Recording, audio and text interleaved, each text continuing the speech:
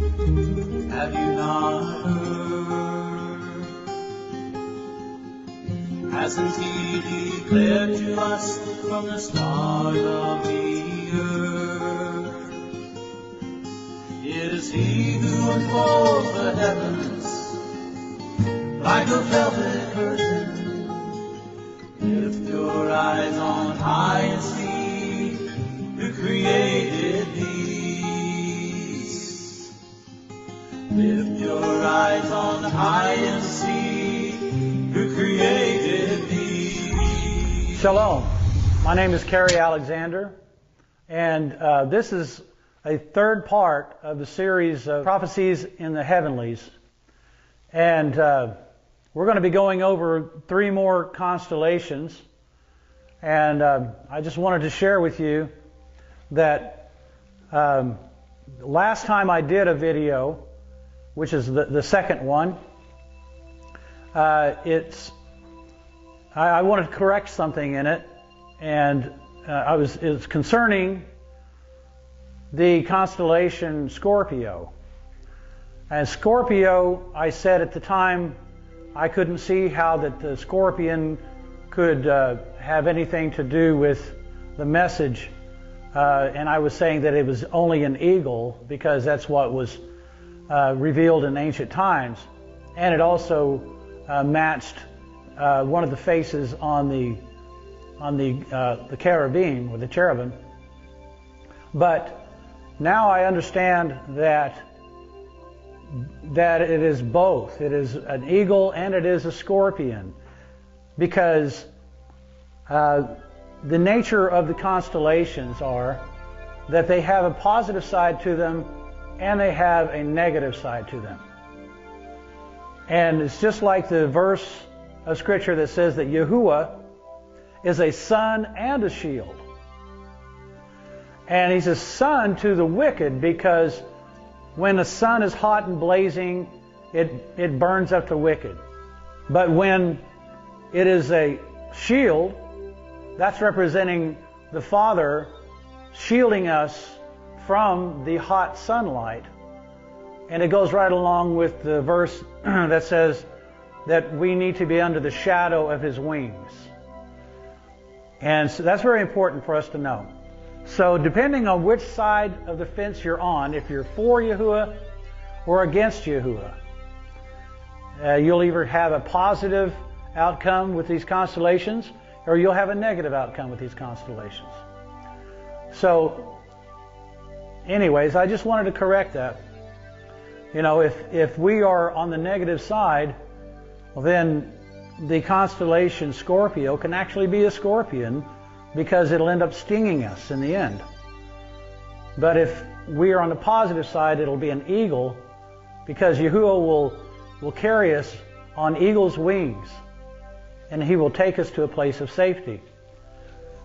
So I just wanted to take that moment to correct what I said in the last video. But, you know, I want to reiterate to you Psalm 19, 1 through 4. And listen to these words very carefully.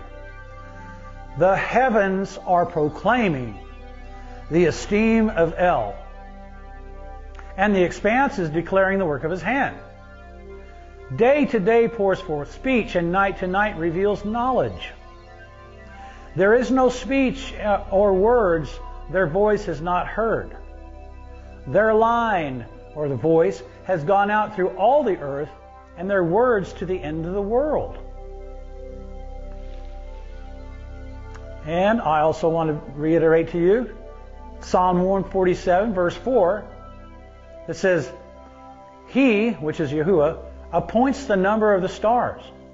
He gives names to all of them.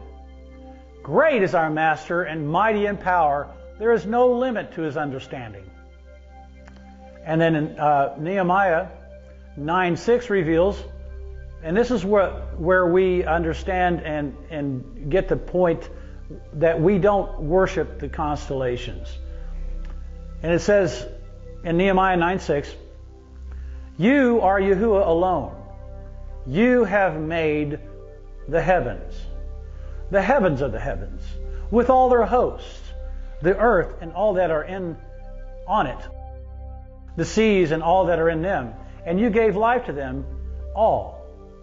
And the hosts of the heavens are bowing themselves to you.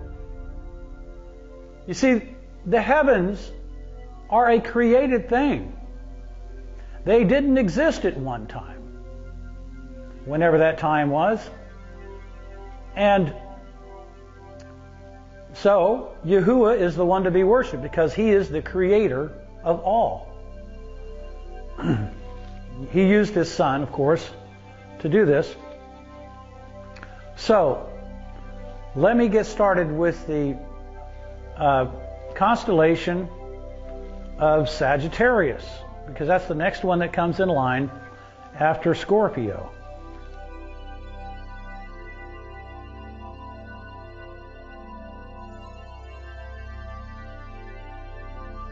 Okay, now I'm going to talk about the fourth main constellation, Sagittarius. The name of this constellation is from the Latin and means the archer. Hebrew and Syriac name is Keseth and also means the archer. The Arabic name is Al-Qas, which means the arrow. And the Coptic name is Pimakr, and it means the graciousness or the beauty of the coming forth. The Greek name is Toxotes and also means the archer. First of all, I just want to point out that this paganized picture of the centaur, half horse, half man, is not borne out in Scripture. This figure comes from the East Indian and Greek mythologies. The Scriptures do, however, portray the archer as a man sitting on a horse, not being part of the horse. So now let us look at some scriptural text to see what it says about this constellation. And this is where I show you prophecies and scriptures that relate to the very essence of the constellations. Psalm 64. It says, "Hear my voice, O Elohim, in my meditation. Guard my life from the threats of the enemy. Hide me from the secret plans of the evildoers, from the tumult of the workers of wickedness, who sharpen their tongue like a sword and aim their arrows a bitter word. To shoot in ambush at someone blameless, they shoot at him suddenly and do not fear. They arm themselves with an evil word. They talk of hiding snares. They have said, who sees them? They search out unrighteousness. We have perfected a well searched out plan, they say. For the inward part of man and heart are deep. But, and here's the part that really relates to this constellation. But Elohim does shoot at them with an arrow. Their wounds shall be sudden, and they cause one to stumble. Their own tongue is against them. All who see them flee away. And all men fear and declare the work of Elohim, and they shall wisely consider what he has done. The righteous rejoice in Yahuwah, and shall take refuge in him, and all the upright in heart praise him." Hallelujah. Here's another one, another prophecy in Isaiah 41, 1 through 6. "Be silent before me, ye coastlands, and let peoples renew their power. Let them come near, let them speak, let us come together for right ruling. Who has raised up the nations, one from the east, called him to his foot, gave the nations before him, and made sovereigns submit to him? Who gave them as the dust to his sword, as driven stubble to his bow?" So there he is. He's the archer again, the bow. "He pursued them, passed over in safety, by a path that he had not gone with his feet. Who has performed and done it, calling the generations from the beginning? I, Yahuwah, am the first, and with the last I am he.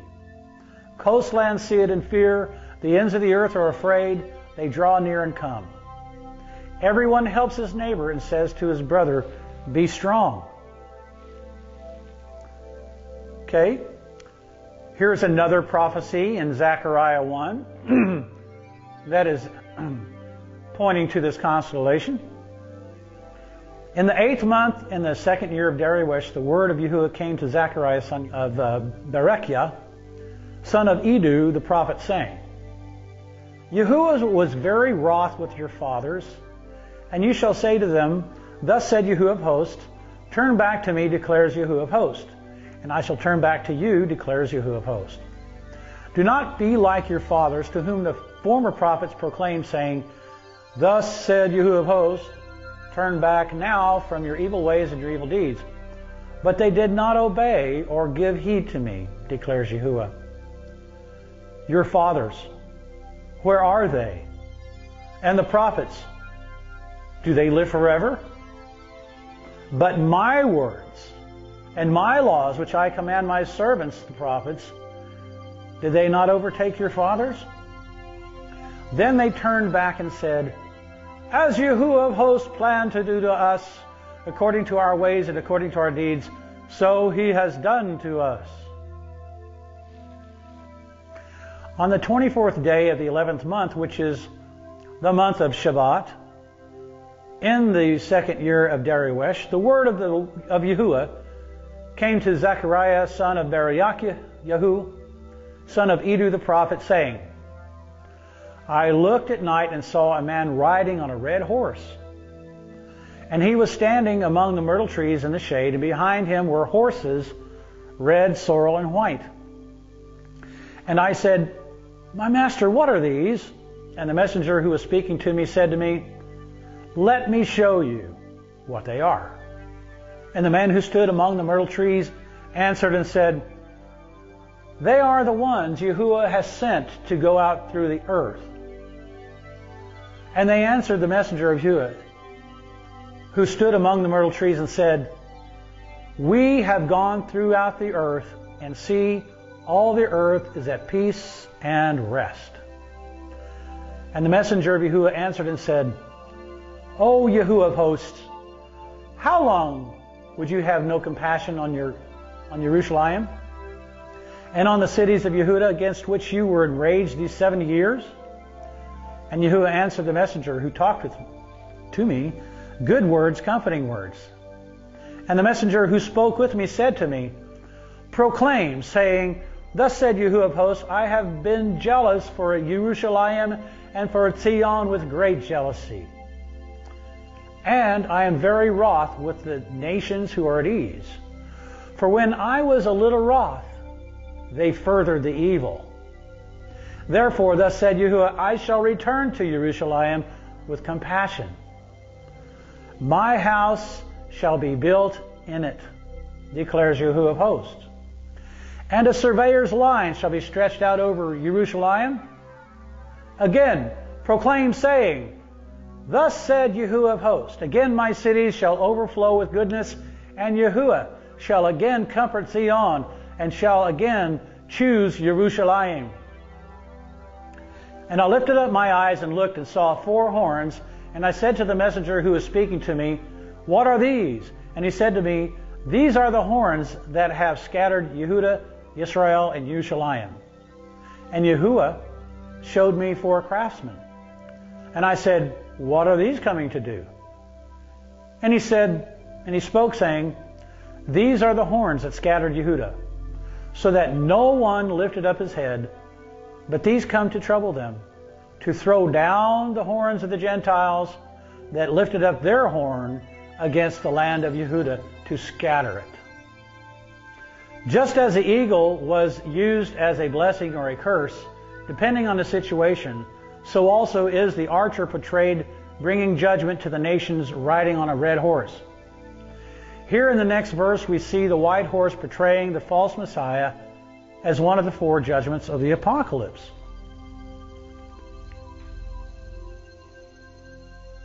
Revelation 6, 1 and 2. And I saw when the Lamb opened one of the seals, and I heard one of the 4 living creatures saying, like a sound of thunder, come and see. And I looked and saw a white horse, and he who sat on it holding a bow, and a crown was given to him, and he went out overcoming and to overcome. See, this is one of the horsemen that's in Revelation 6, and we know that these are the horses of the apocalypse. This horse is not, this white horse does not represent the Messiah. This white horse holding a bow, this represents the false Messiah, the one who claims to be Messiah, and the one who wants to overcome and overthrow the true Messiah. Revelation 19:11 through 16 shows us the true Messiah on a white horse.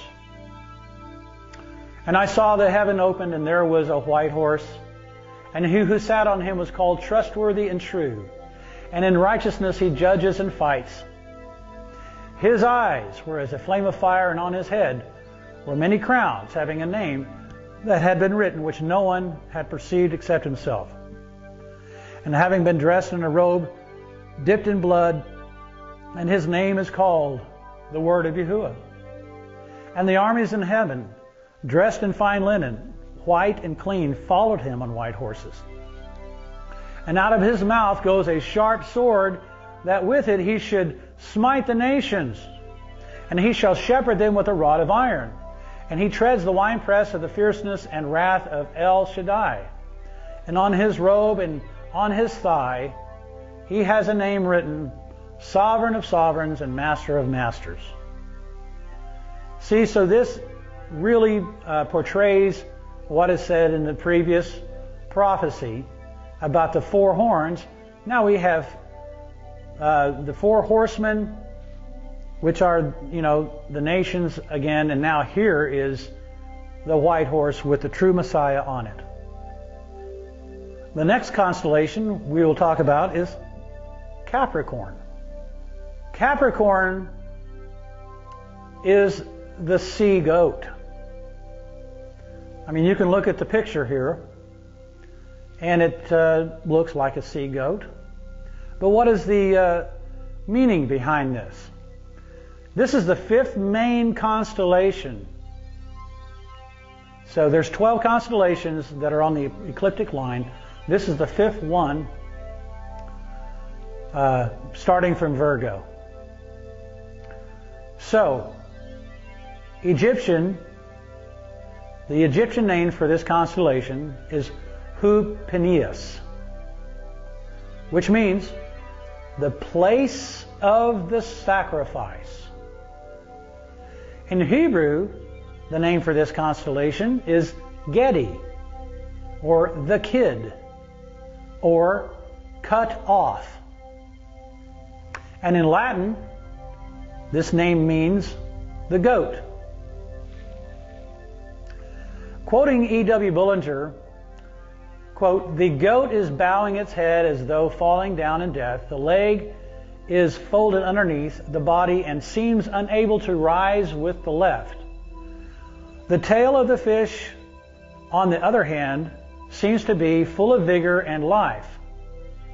I believe that this sign is a picture of the sin offering of the two goats. The first goat is a picture of Yahushua paying the price for our sin and taking all our sin upon himself. The second goat is a picture of the scapegoat, Satan, who was sent out into outer darkness by the hand of a strong man. Many believe that the scapegoat is the Messiah. But this idea is not in agreement with the whole teaching. Leviticus 16:5 through 10.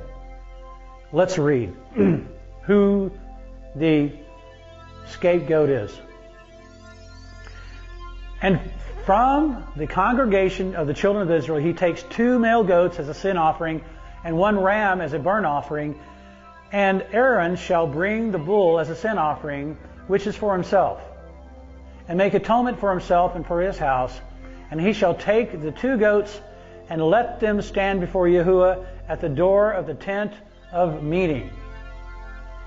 And here you go. This is what I really want you to focus on. "And Aaron shall cast lots for the 2 goats, one lot for Yahuwah, and the other lot for Azazel. And Aaron shall bring the goat on which the lot for Yahuwah fell, and shall prepare it as a sin offering. But the goat on which the lot for Azazel fell is caused to stand alive before Yahuwah, to make atonement upon it, to send it into the wilderness to Azazel. So, here the Azazel goat is sent into the wilderness, which is a picture of Satan being cast into the bottomless pit. Also, I want to mention that this Azazel goat has all these sins placed upon him, and then he's sent into outer darkness. Well, let's read out of Enoch 10. It says, Then said the Most High, the set apart and great one spoke, and sent Uriel to the son of Lamech, and said to him, now Uriel was one of the angels, the good angels, said, Say to him in my name, Go to Noah and tell him in my name, conceal yourself, hide yourself, and explain to him the consummation which is about to take place. Reveal to him the end that is approaching, that the whole earth will be destroyed, and a deluge is about to come upon the whole earth, and will destroy all that is on it. Teach him how Noah may escape, and now instruct him that he may escape, and his seed may be preserved for all the generations of the world. And again the master said to Raphael, Bind Azazel hand and foot, and cast him into the darkness, and make an opening in the desert which is in Dudael, and cast him therein. This was written before the flood. This is saying exactly the same thing as saying in Leviticus. Okay? And place upon him rough and jagged rocks, and cover him with darkness, and let him abide there forever. There shall he remain forever, and cover his face, that he may not see light.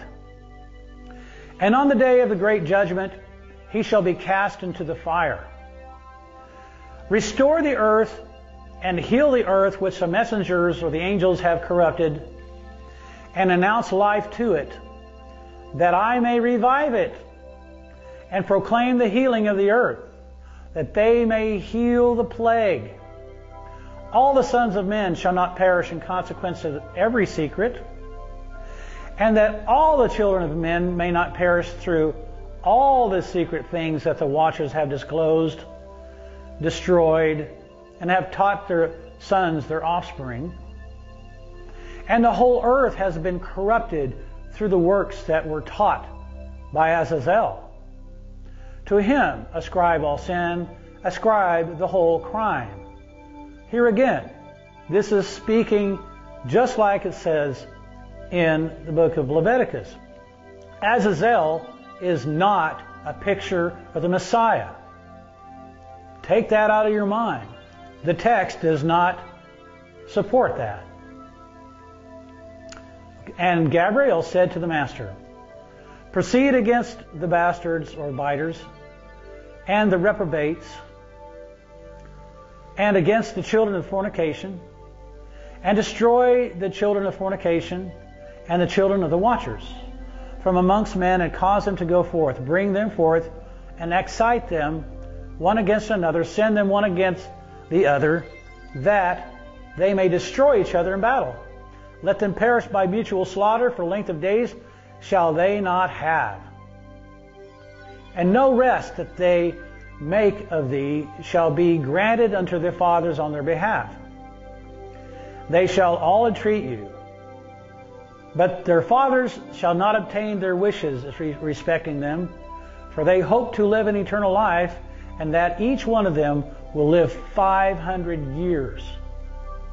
And the master said to Michael, Go and announce this crime to Samyaza. Go bind Samyaza and his associates who have united themselves with women, so as to have defiled themselves with them in all their uncleanness.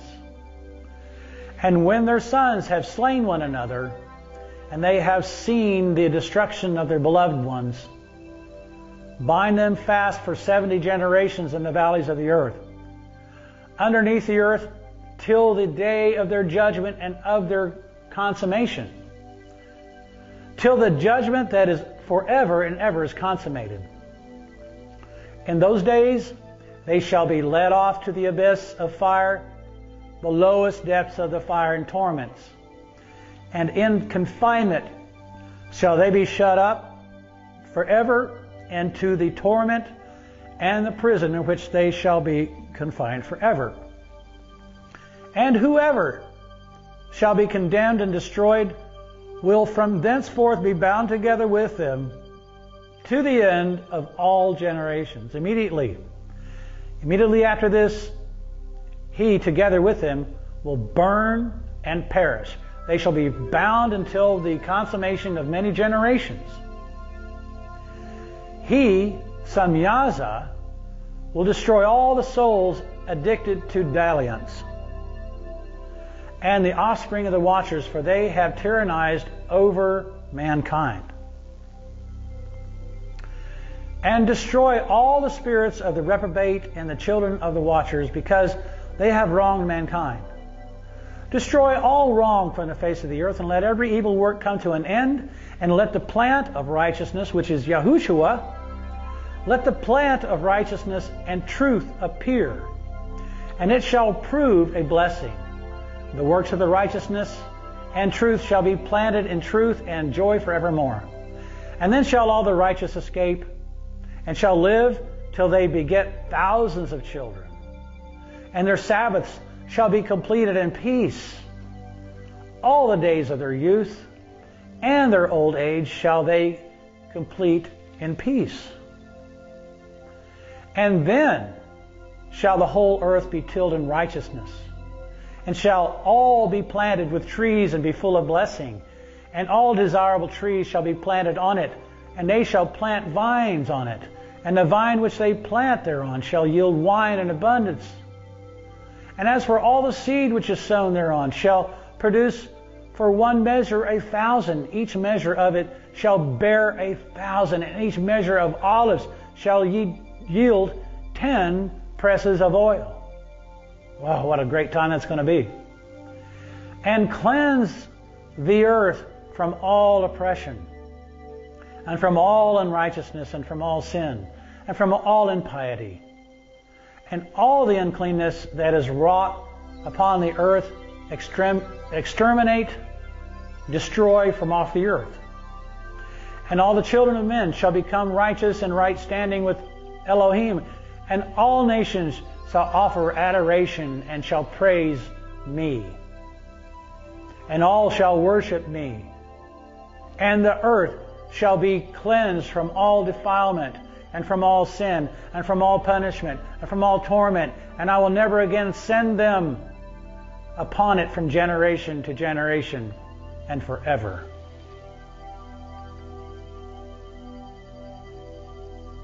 Well, now that was out of the book of Enoch, chapter 10. That's a fantastic text, is it not? It matches what it says in Leviticus. Well, now I want to take you further back even. I want to take you back into the clay tablets of Samaria. In it, of course, they have attributed this constellation to their false god, just like the Greeks, just like the Romans. But there's something in this that I want you to see that helps us understand the second part about the fishtail that has a lot of life in it. Okay, so here we go. Enoch, this is from Wikipedia on Azazel. Okay.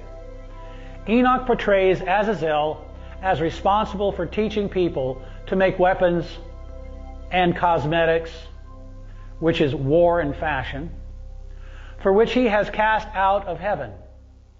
The book of Enoch 8:1-3 reads, quote, "And Azazel taught men to make swords and knives and shields and breastplates, and made known to them the metals of the earth and the art of working them, and bracelets and ornaments, and the use of antimony and the beautifying of the eyelids, and all kinds of costly stones, and all coloring tinctures.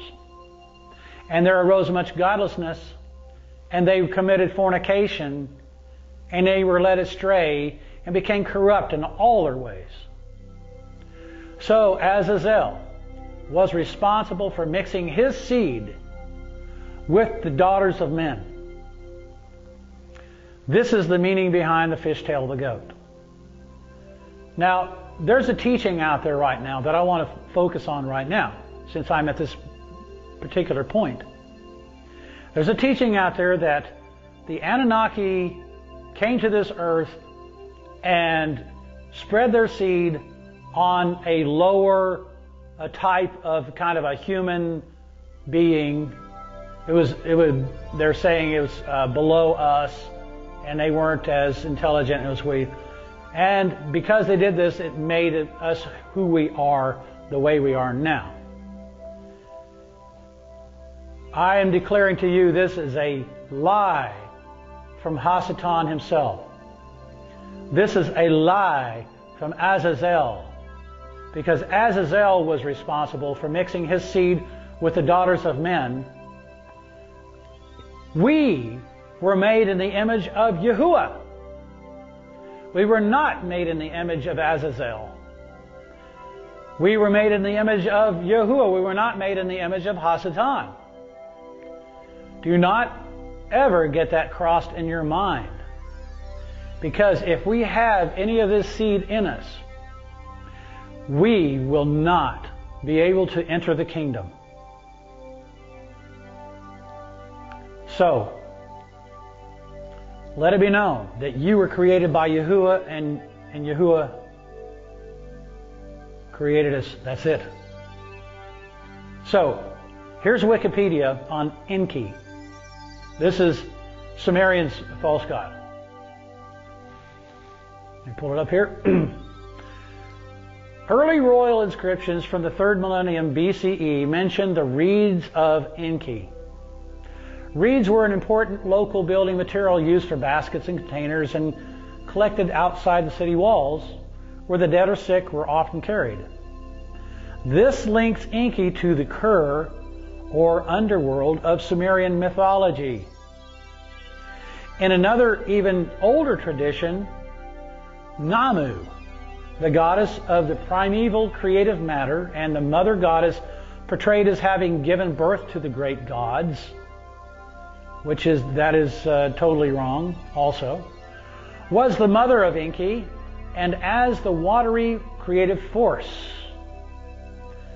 Okay, so I'm sorry, Namu was not the creator. Benito states with Enki, it is an interesting change of gender symbolism. The fertilizing agent is also water. Samaritan or Ab, which also means semen. In one evocative passage in a Sumerian hymn, Enki stands at the empty riverbeds and fills them with his water.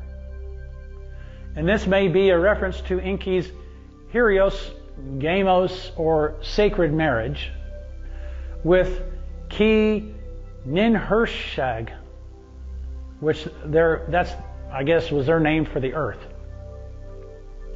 His symbols include a goat and a fish, which later combined into a single beast, the goat Capricorn, recognized as the Capricornus. Let me remind you that the stars were named by Yahuwah. So, he's the one responsible for the meanings of the stars. The Sumerians understood the meanings of the stars, but they applied their false gods to it. And so it's the meaning of this that I'm trying to gain a perspective, not the fact that I believe in their false god. I do not.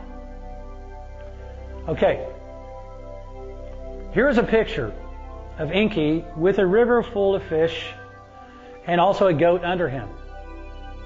Based on the understanding that the early Sumerians had knowledge of Capricorn, further confirms my belief that this is the scapegoat. Enki was a Sumerian god used to usurp Yahuwah's authority by portraying Enki as the one who poured his water or semen in the empty riverbed, thus making him the creator of life. This is clearly an attempt to cover up the true creator. I will show how Yahuwah is the water pourer in the next constellation. Okay, this is Aquarius, the water pourer. That's what Aquarius means, the water pourer. Based on the meanings of the names of the stars, it means the water pourer.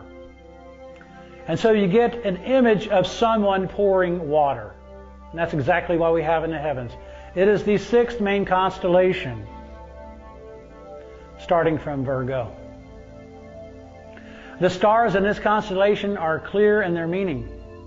According to E.W. Bullinger, the star in the right shoulder is called Al-Asad al-Malik, meaning the record of the pouring forth.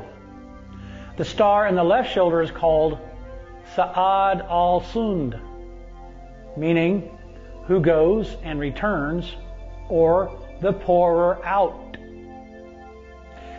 In the lower right leg, this star is called in Hebrew Sheet, which means who goes and returns. The star in the urn or the basin, the part that what he's using to pour out the water, is called in Egyptian Mon or Mion, meaning urn. That's what they called an urn. So the constellation Aquarius itself means in Latin the pourer forth of water. There we go. So all of these from different cultures, from different places. See, it says that their voice went out to all the earth, and everyone has heard this message in the ancient times. So when Moses was given the revelation of his name, he was shown 3 signs that related to his name in chapter 4 of Exodus, of which this constellation was the 3rd sign given to him. Moses was asking Yahuwah, well, when I go talk to the children of Israel, how will I convince them that you have spoken to me, that I've seen you? And he said, well, tell them my name, and they will believe you. And then Moses says in the first part of Exodus chapter 4, well, if that doesn't work, then what? What do I do then? And the 3rd thing he told him, the 3rd sign, is right here. You shall take water from the river and pour it on the dry land. And the water which you take from the river shall become blood on the dry land. See, now I looked at that in Hebrew. And in the Hebrew context, the water in Hebrew means water. It also means urine, and it also means semen. The river means canal or shaft. And pouring it means to gush forth or to spew. And the dry land means the people. The people are thirsty, and they are the dry land. They are looking for salvation. And so, then it says, and the water which you take from the river shall become blood on the dry land. Well, that is talking about the seed that came forth from the Father. That seed gave up his life, and he poured himself out on the people. so that they could live. And that's exactly what the Messiah did. This is a kind of a strange way of, speaking the gospel. In this context right here is the gospel, because it's referring to the works of the Messiah. Isaiah 44, 1 through 4. But now hear, O Jacob, my servant, and Israel, whom I have chosen. Thus said Yahuwah, who made you and formed you from the womb, who helps you. Do not fear, O Jacob, my servant, and Yeshurun, whom I have chosen. For I pour water on the thirsty, and floods on the dry ground. I pour my spirit on your seed, and my blessing on your offspring, and they shall spring up among the grass like willows by streams of water. See, in the third sign of Moses, he was telling Moses to do these things in front of the people so that they understood. He said, if you do this, then they will believe you. Why would they believe him? What was it about this third sign that when he said it to them, would they believe him? It is because they understood from the time of Adam, from the time of Abraham, from the time of Jacob and Yaakov, about the heavens and the constellations. So when Moses was told to go down and tell them, show them this sign and perform it in front of them, that they would understand that he has seen the Messiah, or he has seen Yahuwah. See? So, it's incredible. How would they have known that he actually saw Yahuwah based on this sign if they did not already understand this? So, this constellation is a beautiful picture of our Messiah pouring out his Spirit on Israel. And we can find this portrayed in many prophecies. Let's look at Isaiah 35. Beautiful, beautiful. We've heard this quoted many times. Starting in verse 1. Let the wilderness and the dry place be glad for them, and let the desert rejoice and blossom as a rose. It blossoms much and rejoices even with joy and singing. The esteem of Lebanon shall be given to it, the excellence of Carmels and Sharon. They shall see the esteem of Yahuwah, the excellency of our Elohim. Strengthen the weak hands, make firm the weak knees. Say to those with anxious heart, be strong, do not fear. See, your Elohim comes with vengeance, with the recompense of Elohim. He is coming to save you. Then the eyes of the blind shall be opened, and the ears of the deaf will be opened.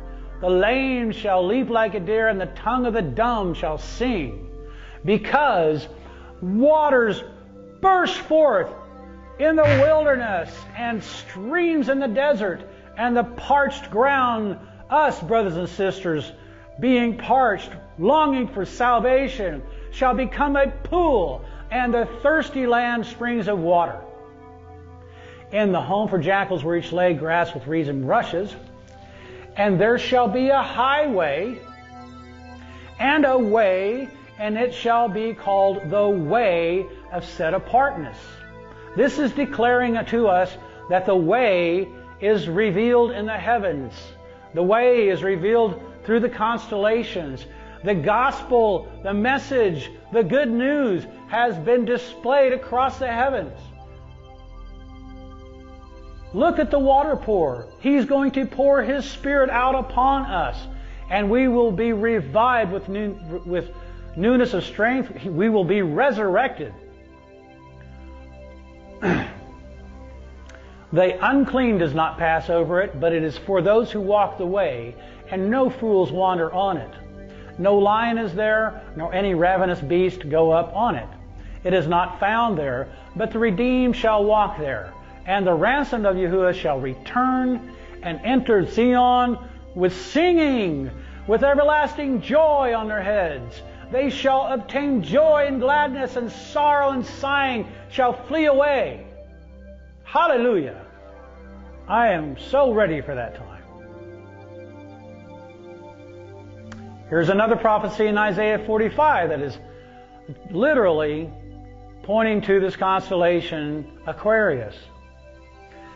Rain down, O heavens, from above, and let clouds pour down righteousness. Let the earth be opened up, and let them bring forth deliverance, and let righteousness spring up together. I, Yahuwah, have created it. Beautiful. Now Isaiah 55.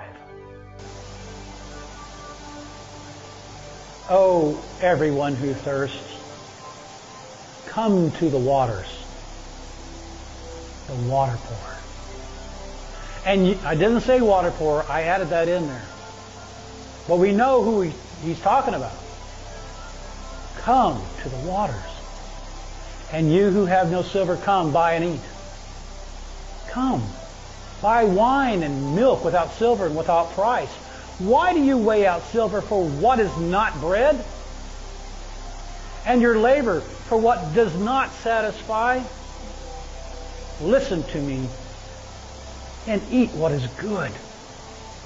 And let your being delight itself in fatness. Incline your ear and come to me. Hear, so that your being lives. And let me make an everlasting covenant with you, the trustworthy kindnesses of David. See, I have given him, David, or a prophetic name for the Messiah. See, I have given him as a witness to the people, a leader and a commander for the people. See, a nation you do not know shall call you Ephraim, and a nation who does not know you will run to you, because of Yahuwah your Elohim and the set apart one of Israel, for he has adorned you.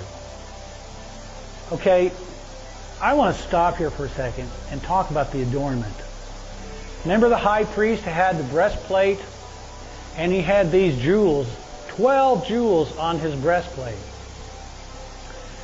These are the jewels that represent not only the 12 tribes of Israel, but the 12 constellations, because they mirrored each other. They totally mirrored each other. Now, back to the prophecy. Seek Yahuwah while he is to be found. Call on him while he is near. Let the wrong forsake his way, and the unrighteous man his thoughts. Let him return to Yahuwah, who has compassion on him, and to our Elohim, for he pardons much. For my thoughts are not your thoughts, neither are your ways my ways, declares Yahuwah. For as the heavens are higher than the earth, so are my thoughts higher than your thoughts. And my ways are higher than your ways. For as the rain comes down and the snow from the heavens, and do not return there, but water the earth and make it bring forth and bud, and give seed to the sower and bread to the eater, so is my word that goes forth from my mouth. It does not return to me empty, but shall do what I please, and shall certainly accomplish what I sent it for. For with joy you shall go out, and with peace you are brought in. The mountains and the hills break forth into singing before you, and all the trees of the field clap their hands. Instead of the thorn, the cypress comes up. Instead of the nettle, the myrtle comes up. And it shall be to Yahuwah for a name and for an everlasting sign or oath, which is not cut off. This sign is also used as a negative picture of destruction in the Scriptures. Here's a perfect example, Isaiah 28, verse 2. See, Yahuwah has one, which is the Messiah, who is mighty and strong, like a downpour of hail and a destroying storm, like a flood of mighty waters overflowing, who cast down to the earth with a hand. Remember the hand of the right arm of Yahuwah, the hand that led the children of Israel out of Egypt. And he also used, at the same time, he used that mighty hand to tear down Egypt. See? Now look at Isaiah 32, 1 through 4. See, a sovereign shall reign in righteousness and rule in right ruling. And each one shall be as a hiding place from the wind and a shelter from the downpour, as rivers of water in a dry place. As the shadow of a great rock in a weary land, and the eyes of those who see are not dim, and the ears of those who hear will listen. And the heart of the rash will understand knowledge, and the tongue of the stammerers hurries to speak plainly. Here in Isaiah 32, it's showing us that the same one who was doing the downpour of hail and the destroying storm and the flood of mighty waters is the same one that is a hiding place for us from the wind and the shelter from downpour as rivers of water in a dry place. So do not fear, brothers and sisters, when Yahuwah comes to the earth and begins destroying the earth. He already has a plan for you and me. He will protect us. He will be a shelter to us. He will be that shield, not a sun. Jeremiah 2, 11 through 13. Has a nation changed its mighty ones which are not mighty ones? Yes. Greece, Rome, Egypt, they all did it. Even Israel. We have done it in the past. But my people have changed my esteem for that which does not profit. Be amazed, O heavens, at this. Be frightened. Be utterly dried up, declares Yahuwah. For my people have done two evils. They have forsaken me, the fountain of living waters, to hew out for themselves cisterns, cracked cisterns, which do not hold water. Who is the water pourer? Is it Enki? No. It is Yahuwah and his son, Yahushua. Yahushua revealed this understanding of himself to the woman at the well. John 4, 7 through 14. A woman of Shamaron came to draw water. Yahuwah said to her, "Give me to drink." For his taught ones had gone off into the city to buy food. The woman of Shamaron therefore said to him, "How is it that you, being a Yehudite, ask a drink from me, a woman of Shamaron? For Yehudim do not associate with the Shamaronites." Well, Yahushua answered and said to her, "If you knew the gift of Elohim, who it is who says to you, 'Give me to drink,' you would have asked him, and he would have given you living water." The woman said to him, "Master, you have no vessel, and the well is deep. From where then do you have living water? Are you greater than our father Yaakov, who gave us the well and drank from it himself, and his sons and his cattle?" Yahushua answered and said to her, "Everyone drinking of this water shall thirst again. But whoever drinks of the water I give to him shall never thirst. And the water that I give him shall become in him a fountain of water springing up into everlasting life." Now see, isn't he just reiterating the third sign of Moses right there when he said that? John 14, verses 15 through 20. Look what Yahushua says. "If you love me, you shall guard my commands. And I shall ask the Father, and he shall give you another helper to stay with you forever, the Spirit of truth, whom the world is unable to receive because it does not see him or know him. But you know him, for he stays with you and shall be in you. I shall not leave you orphans. I'm coming to you. Yet a little while, and the world no longer sees me, but you shall see me, because I live, and you shall live. In that day you shall know that I am in my Father, and you are in me, and I in you. So that's pretty much talking about the water pour. But there's a little deacon constellation that goes with this, and I want you to understand this. I wasn't really going to get into the deacon constellations, but this is so important to the message, I felt it necessary to go ahead and get into the smaller constellation. It's Piscis Australis, which is the southern fish. And it is the first deacon constellation of Aquarius. Now, the big fish, see at the end of the stream that's coming out of the basin.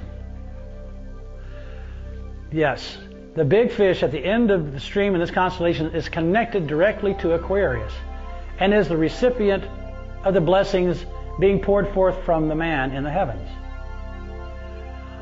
The star in the eye of the fish in Arabic is called Fam al-Hat, which means the mouth of the fish.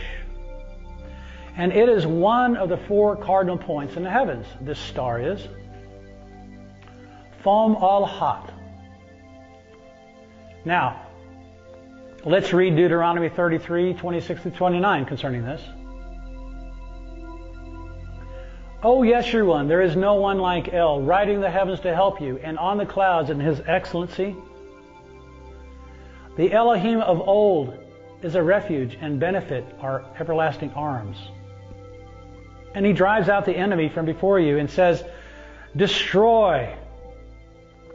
Thus Israel dwells in safety, the fountain of Yaakov alone.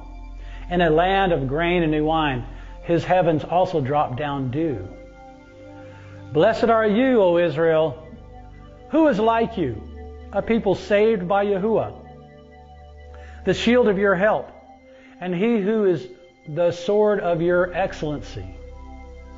And your enemies are subdued for you, and you tread down their high places. This large single fish is a picture of Israel after the 2 houses have been made into one when our Messiah returns.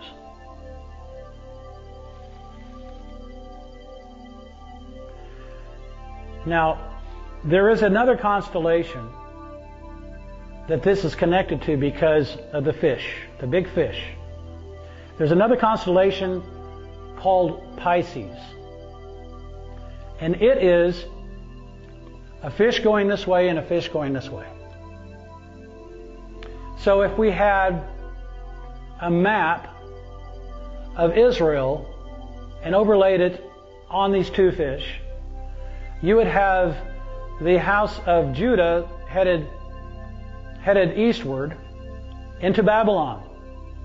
The other fish would be headed northward and exiled into the northern countries, eventually into the rest of the world. But in the end of time, after the Messiah comes back, and not until then, those 2 fish will be made into one.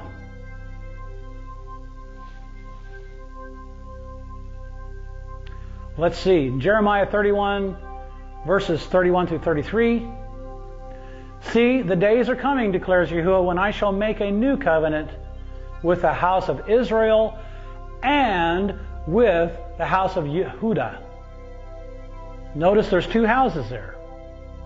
Not like the covenant I made with their fathers in the day when I took them by the hand to bring them out of the land of Mizraim by my covenant which they broke, though I was a husband to them, declares Yahuwah. For this is the covenant that I shall make with the house of Israel after those days. It mentions one house now.